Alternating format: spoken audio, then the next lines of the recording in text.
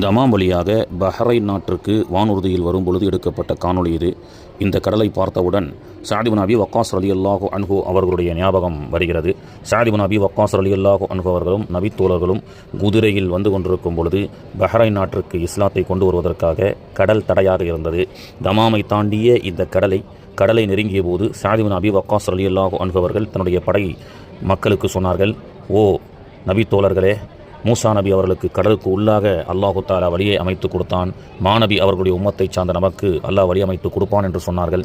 கடலுக்கு மேலே அவர்கள் குதிரையை ஓட்டி வந்தார்கள்.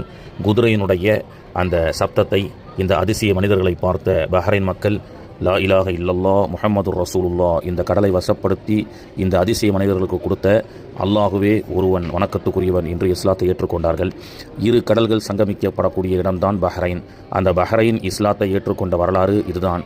இந்த கடலின் மீது தான் சஅத் இப்னு அபி வக்காஸ் ரலியல்லாஹு அன்ஹு அவர்கள் தன்னுடைய குதிரையை ஓட்டினார்கள். நபித்தோழர்களும் ஓட்டி வந்தார்கள். அதிசய சம்பவம் நடந்த